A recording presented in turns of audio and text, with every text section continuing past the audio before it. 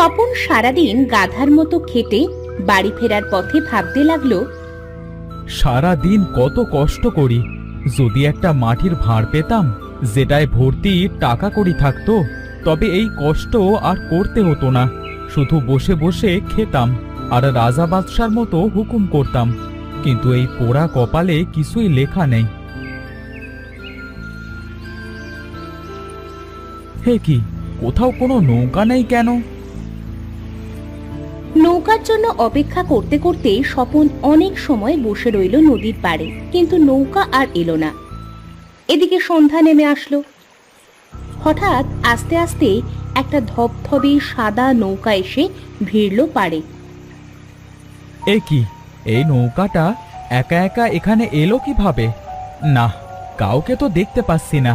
কার নৌকা এটা? না, আর দেরি করা ঠিক হবে না। আমি তাড়াতাড়ি উঠে পড়ি, না হয় আজ আর ওপারে পৌঁছাতে পারবো না। স্বপন তড়িঘড়ি নৌকায় উঠে পড়ে। নৌকা একা একাই চলতে থাকে।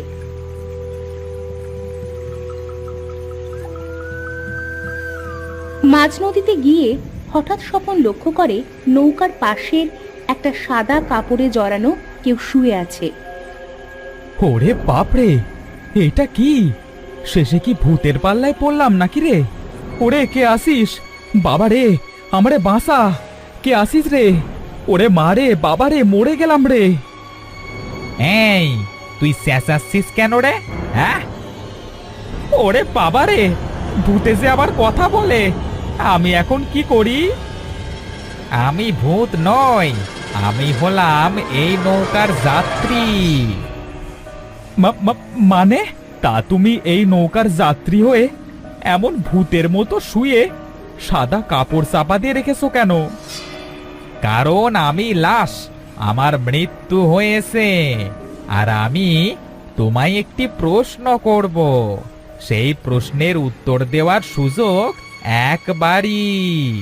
যদি পারো তবে তুমি এই নৌকা থেকে বের হতে পারবে। আর না পারলে? না পারলে তুমিও আমার মতো লাশ হয়ে এখানে শুয়ে পড়বে। আর তুমি লাশ হলে আমি সাথে সাথে মুক্তি পেয়ে যাব। মানে কি? আমি দেব না কোনো উত্তর। ছেড়ে দাও আমায়, আমি নদীতে লাফ দেব। কোনো লাভ নেই, একবার নদীর দিকে তাকাও।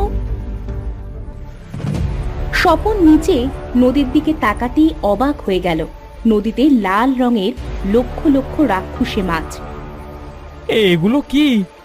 এই নদীতে তো এমন কোনো মাছ ছিল না। এগুলো কোত্থেকে এসেছে? যদি নদীতে লাফ দাও তবে এই রাক্ষস মাছ তোমাকে ছিঁড়ে ছিঁড়ে খেয়ে ফেলবে। আর যদি তুমি উত্তর না দাও তবেও তোমায় মরতে হবে। তুমি নৌকার জগতে চলে এসেছো। বেশ, বলো, তোমার প্রশ্ন কি? আমার প্রশ্ন হলো, কোন বাহন সবচেয়ে আগে ছোটে?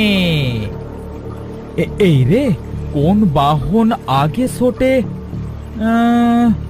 হ্যাঁ, পেয়েছি, ঘোড়ার গাড়ি, তাই না?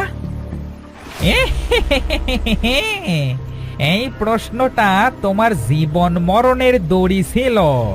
তোমার আরো চিন্তা ভাবনা করে উত্তর দেওয়া উচিত ছিল। এবার আমার আত্মার মুক্তি হবে, আর তুমি আমার জায়গায় এসে এই নৌকায় পাহারা দেবে। এরপর তুমিও এই প্রশ্ন করবে আরেক যাত্রীকে।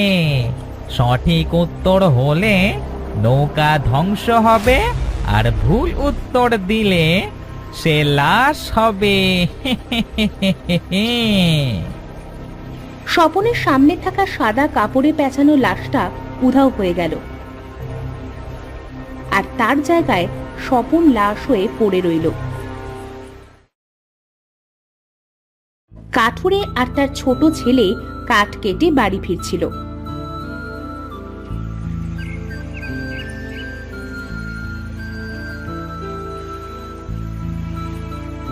দূর দূর দূর দূর দূর, আরে আজ এত দেরি হয়ে গেল না, একটা নৌকাও নেই। ওই দেখো বাবা, একটা নৌকা এসে পাড়ে ভিড়েছে। হ্যাঁ তাই তো, কিন্তু ওটাই তো কেউ নেই, সাদা একটা নৌকা।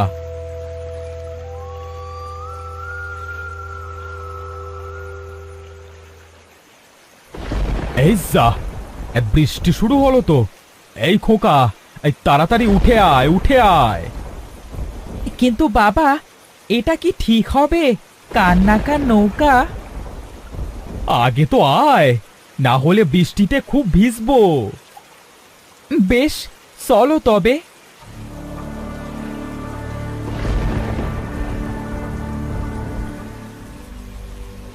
ওরে খোকা, দেখ দেখ, কোথাও তো কোনো কুল কিনারা নেই রে। এসব কি হচ্ছে আমার সাথে? কি চাও তুমি আমাদের কাছে? মুক্তি চাই। আমি একটা প্রশ্ন করব, সেই প্রশ্নের সঠিক উত্তর দিলে তোমরা পারে পৌঁছাবে, আর না পারলে আমার মতো লাশ হয়ে এখানেই থাকবে, আর আমি চলে যাব। তোমরাও অপর বলির জন্য মানুষ খুঁজবে। আচ্ছা, প্রশ্ন করো।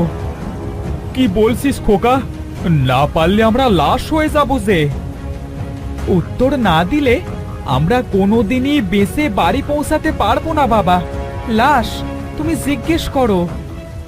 কোন বাহন সবচেয়ে আগে ছোটে?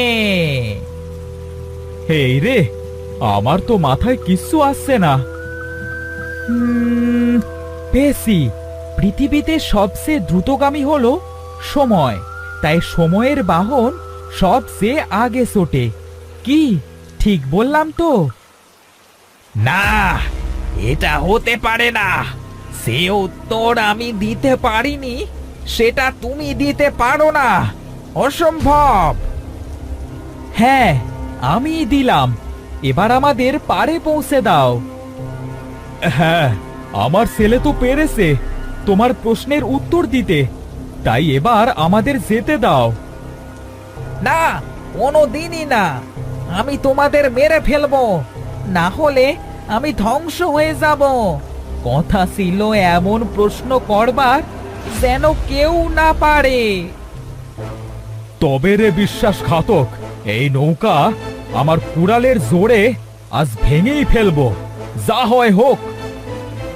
হ্যাঁ বাবা, আমাদের এখনই এই নৌকা ভাঙতে হবে, হয়তো তবেই শেষ হবে এই অলক্ষণে নৌকার খেলা। বাবা আর ছেলে মিলে নৌকাটাকে দুধার দিয়ে কাটতে লাগলো। না, তোরা এটা করতে পারিস না, ভাঙবি না নৌকা। আ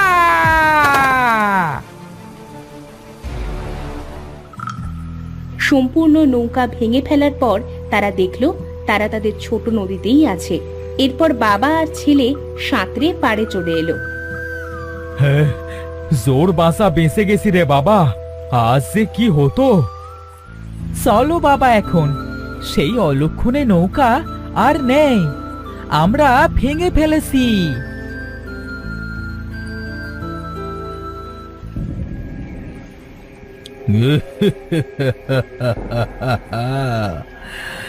বোকা কাঠুরে আর বোকা ছেলে, আমি আজ হাজার হাজার বছর ধরে ঘুরে বেড়াচ্ছি এই পৃথিবীতে, কতজন আমায় ভেঙে ফেলেছে এর আগে, কিন্তু আমি কখনো মরিনি।